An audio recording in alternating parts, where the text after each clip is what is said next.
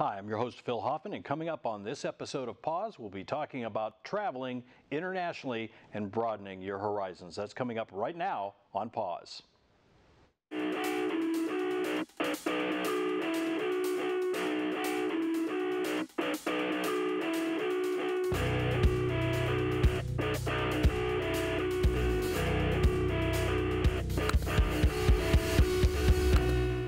And welcome to Pause. I'm your host, Dr. Phil Hoffman, and joining us today we have a full house.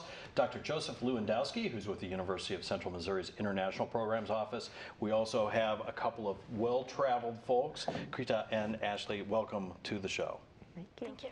So, Dr. Lewandowski, why don't we start with talking a little bit about what the Office of International Programs does for students and how you facilitate that international experience. Sure. Thanks for having us. Well, Worldly Perspective, as we know, is a platform for the university, and we've really worked hard to operationalize that in the last few years. What that has meant kind of in terms of everyday changes here at UCM is we have about 2,300 international students on campus right now, which is, of course, a record number, and really kind of changes the dynamic of the university, of the town, of the community. It's a wonderful process of internationalization. The office also serves domestic students studying abroad. This is what Ashley's done. Mm-hmm. And right now we have about 252 students we anticipate will be studying abroad the next 6 months or so. A year ago we had about 49. So what we've seen is a huge influx of international students coming to us and a very large outflow of domestic students going abroad. And this really is, at least in my vision, my view, what Worldly Perspective should mean. And so when we talk about that, a lot of times, you know, the perspective of a parent might be, I'm not sending you on a semester-long vacation, but it really isn't that. It's, no. I mean, the international experience is something radically different, right? It's really a life-changing experience. It's a high-impact learning environment, and students are immersed not just in another academic system, but culturally, transportation, language, the full package comes to bear on the student. So it makes them smarter, but it also gives them a worldly perspective. It makes them a global citizen. Ashley has really been the beneficiary of that. Definitely. What do you think? What do I think? Mm-hmm. Well, I studied abroad for a semester in Croatia, but before that I was in the Netherlands for a summer, and then I also did a study tour in China. So once you get started, you never stop, for one thing. It was definitely probably the best experience I've had in college. Most definitely. There's no doubt that I gained a worldly perspective. When I flew to China, I stopped in Qatar, and even just stopping in the airport changed my life. I visited large companies in Shanghai. I visited large companies in Hong Kong. I met the CEO of Philips when I was in Amsterdam, Netherlands, and it was like a doing business in Europe course. And then when I was living in Croatia, I was able to visit Bosnia, Serbia, Montenegro, all of former Yugoslavia, and having that experience changes your life, especially coming from a small town of 14,000 people from Washington, Missouri. It's definitely life-changing. So when you say it's life-changing, let's break into that a little bit more, because a lot of times what I've heard from folks, you know, parents especially, is, oh, life-changing, it's life-changing. What does that mean? So when you say it's changed your life, what do you think you would do going forward in your life that would be different had you not had these experiences? As you look at, now I know this, here's what I want from life as opposed to what I thought Well, I definitely want to go to grad school, which is something I've always had an interest in, but being able to study abroad has allowed me to realize that I can do it, that I can go out of my comfort zone and be able to see more. And I definitely want to go to like South America. I want to go to the Middle East. I want to go to Asia more, and I want to have those cultural like impacts on my life. And I feel more like open to new cultures for sure. And so I would like to go to grad school and like economics and law and like study something with a more international aspect. And that's like where it goes on to the future. I would add too that, you know, the world's a complex place, and one of the key skills you need in a global work environment is the ability to take different perspectives on issues, problem solving, and so on. So students like Ashley, who have been in these different cultures, will bring to the workforce and their personal lives the ability to take up different perspectives to address complex problems in all their complexity. So I think that's a key element as well. Now, the other piece of this is students who come here. Right? And so I think we have another expert on that experience. So let's talk about you going the other direction and coming to the United States as a foreign student. And what was your experience like? Was it different than you thought it would be when you got here? Well, I think coming here, I just didn't know what to expect because, that was my first time coming to the U.S. So a lot of things I had heard and, of course, seen in a lot of movies back home, how it looks and how people are. And I had heard a lot of different things. But when I got here, I think that's when my perspective really changed over the years because, you meet a lot of people from different cultures. America, of course, is a combination of a lot of diversities and people, who study here at school as well. They come from different countries.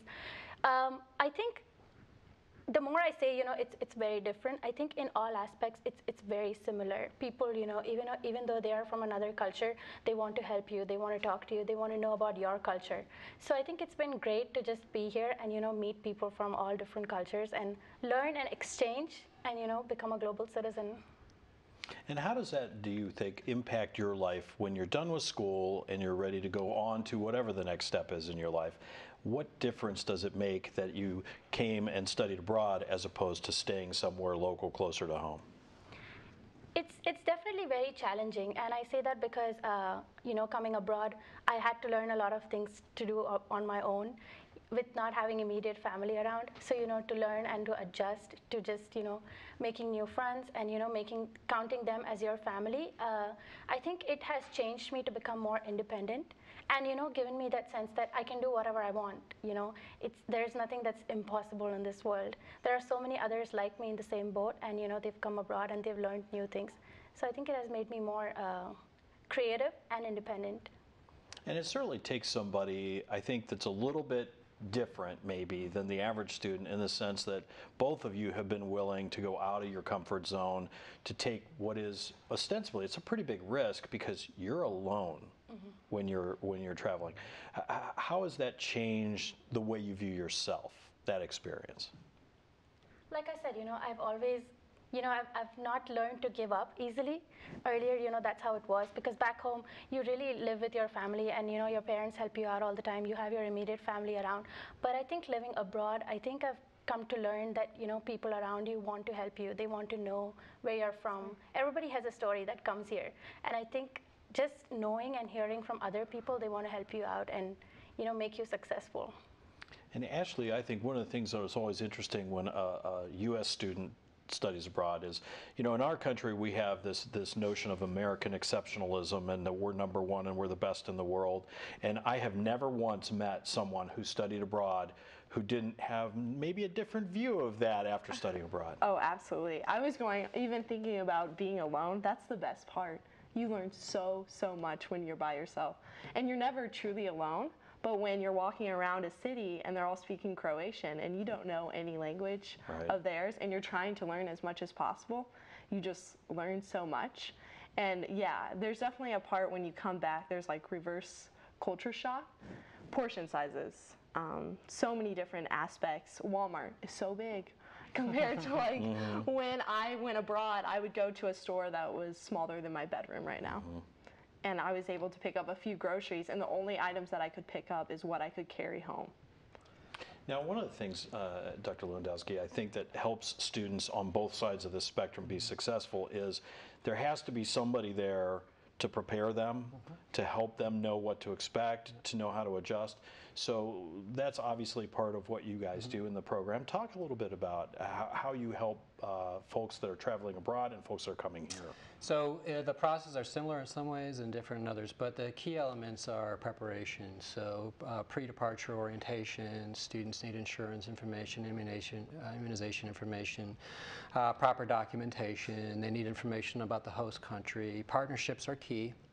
So the study abroad, students tend to study with our partner institutions, so we have close relationship there. We know the folks on the ground. You need to know the infrastructure, what kind of housing do they have, how does the transportation system work. So these students need to be able to arrive, to be successful, they need to arrive kind of with a full complement of a pre-arrival information in their hands. The cultural piece we can brief them on, but of course culture has to be lived. Right. You don't just study up on a piece of paper. Ashley can confirm that. On the international students coming over, similar kind of thing. So they need to be prepared well. We need to have robust orientations for them when they arrive. Documentation, Also the academic vising piece, I should say, in both cases. So my office facilitates that, but of course these students are ultimately here to study, and they're also going abroad to study abroad. So that's also key. We need tight curriculum alignment. They need to have their schedules. Their priority is their degree and their degree completion, or at least a successful semester studying abroad. So preparation is key on all levels, and that's really what we strive to do, customer service. And then of course, it rarely happens, but you always need a plan B if by chance someone breaks an arm or an ankle, or there's some other unfortunate mishap. So these happen rarely, but we need to have a kind of emergency strategy for that as well, which we do in both cases. Now, the experience of traveling abroad and landing there and being there that first day, let's talk a little bit from both of your perspectives in terms of, like, you step out of the plane and you're in the airport in this new land. What was that like? What did that feel like? For me personally, I went to Zagreb, Croatia, so if I talk about that experience particularly, I always thought Croatia was sunny because you see pictures of beaches, and then I end up in Zagreb, which is the capital, and it was pouring down rain. And my landlord picked me up to go to my new housing, and I really had no idea what to expect. And it was even the first time I went abroad, which is when I stepped out of the UK. That was a bit shocking, but it wasn't as shocking because it was more westernized. So when you step out in the UK, at least they're speaking English. And so that was kind of nice. But it's definitely, I made it kind of feeling. I'm here, I can do this, stay calm, unpack. That's kind of one. You just do what you can. Yeah, you don't stay calm. Number one, stay calm, right? Yeah, just know that everything's going to be okay. People are people everywhere, and that's something. The more you travel, the more you realize you shouldn't be afraid. You should be cautious, but don't be afraid. Right. How about the day that you stepped off the plane when you first arrived? I think my experience was similar like hers. You know, I think it was a combination of excitement and nervousness.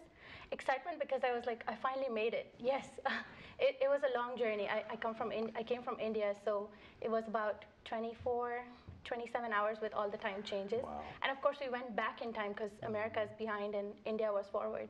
So I was very jet lagged. And also when I came, the first time I lost my luggage because of the weather changes. You know, there was a lot of snow.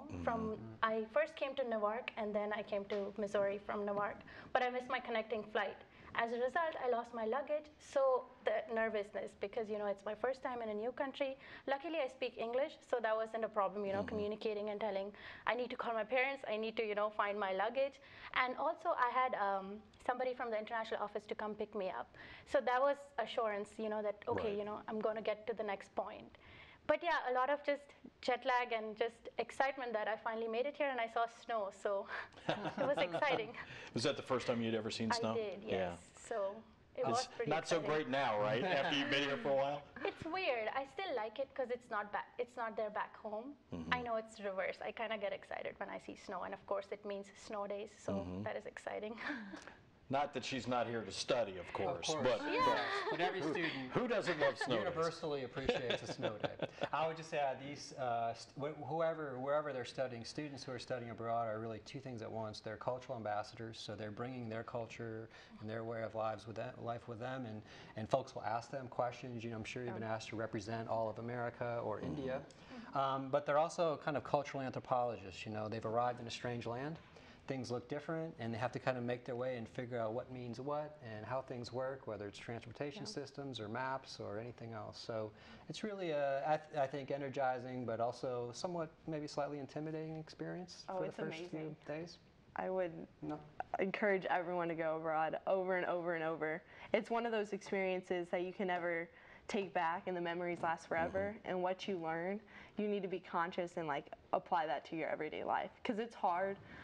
You learn so much, but taking it back to America, you can get kind of put back into the social norms. And so it's a conscious effort every single day to apply your open-mindedness, your adaptability, your problem-solving skills that you've learned abroad to your life in America. Well, I know my daughter came back from studying abroad in France, and one of the things she said when we were talking about the experience, she said, I could just hop on a tram and I could be anywhere and it was easy and there was no traffic. Why don't we have that? And I sort of was like, well, I don't know the answer to that question. I don't know what to tell you. So I think there's that experience of like appreciating how a different country thinks about things that we don't even really consider. Like we just hop in the car and drive. But many countries, that's not part of the DNA. So let's talk a little bit about, I think one of the interesting stories, and you and I talked about this briefly in the fall, is there are now so many students at UCM who are traveling here to study that come from India that we're actually building a facility now to give them something fun to do. Yes, right, correct. So this is very exciting. You're probably aware of this. So cricket is a global sport, very popular in India. And I had seen students, Indian students, playing kind of essentially pickup cricket games. I know nothing about cricket, by the way, but I know enough to recognize when it's being played. Playing in parking lots at residences off campus. So Jason Drummond, Vice President for the Foundation and Alumni Development, and I were kicking around the idea, you know, we really could use some cricket fields. We put together some funding, and so two fields are being installed. And we've ordered cricket jerseys, official UCM cricket jerseys for the fall. And there's a cricket club now. We hope to kind of make that more robust and actually make that part of make that a team that can kind of compete regionally. And my hope, my dream is that when UCM's cricket team arrives in your town, everybody's a little nervous about the outcome. I'm confident we have many, many competitive cricket players here from India, and it's just a matter of giving them a forum and a showcase to really do well. The dream, of course, would be to, in a couple of years, have our cricket team go back to India and play a kind of special schedule or tour. So that's kind of, but that's, you know, exhibition type tour, correct, yes. Wow. Well, you know, and it's interesting because I have experience in another institution, just some of their programs, there were a lot of students that came from the UK. And so they wanted to have a soccer team, which then got better and better and better until they finally won the national championship 3 years in a row. So, you know, what you're describing here, I've actually seen happen at other institutions. It's not that far-fetched. It's just a few years and, you know, getting some folks that really get behind the program. We also thought it might be fun to kind of take the Mules baseball team and our kind of elite cricket team and mix and match them and have them play a couple of innings of baseball and then a bit of cricket as well, and kind of have the baseball players play cricket and the cricket players play baseball, drawing on the $1 million arm concept. So if you were to advise a student, and I'm going to talk slow so you have time to think about this. If you were to advise a student who's thinking about going abroad, but they're worried about graduating on time, or they're worried about the money, or they're worried about I'll be lost and I don't know what to do, what kind of advice would you give a student who is really nervous but also kind of interested in doing it? I think they should definitely go for it. You know, as difficult as it may seem at the beginning, I think with all the challenges that come with all the experience that you have, it'll definitely make you a stronger person. I can tell this for sure because 6 years ago when I came to Warrensburg for the first time, I think I was very close-minded, you know, and I wasn't independent like I said before. But I think with all the experiences I've had here, you know, I've traveled quite a bit in the US, I've been able to do an internship here outside of the university. I think just knowing that so many people out there have the same vision, they want to help you out, even though you come from another culture, especially even at UCM, you know, the support you get kind of from the international office staff, from the professors, from just the new friends that you make, you should definitely do it. And I say that because it'll not only like change your vision from, you know, where you come, but also like prepare you for the better, you know, kind of make you a global citizen. Ashley, how about you? I would first ask them, or tell them, do something now that's going to make you proud in 5 years, which is something that I've always considered really important with choosing any next step. And if that step for them is to study abroad, and if they have any interest, first, I would tell them to start early. The earlier you start, the better program you're going to get in, the better like funding. So I applied for the Gilman International Scholarship, the Benjamin A. Gilman International Scholarship, and I won that, and that allowed me to have $3,000 extra to go to Croatia. And so start early. talk to your advisors, go to the meetings, even if you have an interest, and if you're very afraid about the length of time, you can always choose an alternative such as a study tour. You can go for 3 weeks, you can go for a spring break, you can go for a winter break. And if that really you really love it, you can also go for a semester and then you can extend it to a year. My friend that went to Croatia with me, she's staying in Croatia. She enrolled in the university and stayed because she loved the experience that much. But that's not everyone, obviously, and you have to look at your curriculum. So you want to do something now that's going to help benefit your future. And so I'm an economics major. This will benefit my future. And so I'm doing something now that I will be proud of. And so that's something I would always consider. Well, I know I've taken study tours abroad myself as an instructor, and I remember we were leaving the UK at one point, and a young man who was with us had been offered an internship at the BBC when we were there for a tour. And we're standing there, and he was holding back, and I'm like, what's going on? And he's like, I don't think I want to leave. And I'm like, okay, well, can you get into a hotel? Do you have money? Can you do what you need to do? And he said, I want to stay. I want to do this internship. So we all got on a plane and he stayed. And I think about that, think about that decision in that moment, somebody deciding literally to change their entire life. And that's kind of what you're talking about with your friend from Croatia. So even to the point where I came to Croatia on the first day, and my professor said, there's this course called Sustainable Development and Investment in China. I had no idea when I stepped off that plane that I was going to head to China in November. But I decided that this was a moment for me to take, and I went for it, and I was able to go to Nestle China, Bosch, Siemens, and I was there for 11 days. I was for Halloween last year, I was in Hong Kong. For Christmas last year, I was in Rome, and for New Year's, I was in Barcelona. And so it was take every opportunity, you know. Now, of course, I'm sorry. Add something. I'm sorry. I was going to say, also just talk to other students on campus. We have so many students that come from abroad every semester. Then we have students like Ashley, who have studied in different countries. So just even talking to them, you can get first-hand experience of, how it has been. Of course, it'll be very different. You'll have another experience when you go to such countries. But at least knowing, talking and, building up that interest that you want to go. And of course, when we have so many other resources on campus, just talk it out. Maybe you won't get somewhere at the first instance, but again, keep trying, don't give up. I think that's the kind of advice I would give. Now, speaking of that advice, let's talk a little bit about the process, because we only have a few minutes left in the program. So if somebody's watching this right now, and whether they're a UCM student or a student somewhere else, what do they need to do? What's the process? How do they prepare themselves to actually make this happen? So if they're an incoming domestic student or a current domestic student, they would contact the Study Abroad office. They started a new thing called Study Abroad 101, which are recurrent sessions, standing sessions, open sessions for any student interested in studying abroad, kind of nuts and bolts and basics. For first-time, full-time freshmen coming in, domestic students, we collect information on their interest in study abroad, so we know who's interested. They check a box, so we go after them, and they get emails. Those folks are already in the loop. Of course, the office is open and has hours, basically all day, walk-in hours, et cetera. That's the study abroad folks. International students are recruited by our chief international recruiter, Chuck Patentler. We also have a robust website. We have emails, videos, and so on. So also, I believe, at least with the Indian students, the power of social media has been quite effective. And of course, that is a token to the quality of UCM's academics, because ultimately students come here for the quality of the degree and the affordability. And that's true whether they're domestic students or international students. So it's a mix of word of mouth, infrastructure, web-based information, carefully targeted and effective recruiting, and high quality, which is what this place is all about. Now, let's just do this. I'll ask everybody to go through very quickly and tell me, what's your next place that you really would like to travel to? Ashley? I would love to travel to Buenos Aires, Argentina. And why is that?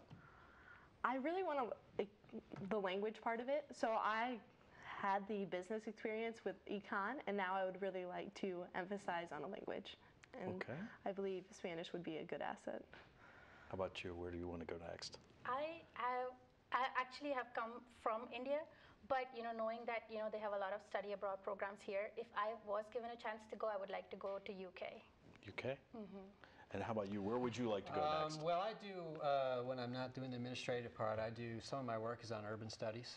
And so I'm interested in cities and infrastructure and multiculturalism and also inequality. So I'd like to go to Sao Paulo, Brazil. Brazil is obviously a growing, robust economy, but Sao Paulo has some real interesting challenges and some very interesting places that I'd like to look at more closely to kind of see the dynamics of inequality in an urban environment. So Sao Paulo. I'd go for work, but I'd have fun too. Right. Right. You can always find fun everywhere you go, right? Take me. Yes.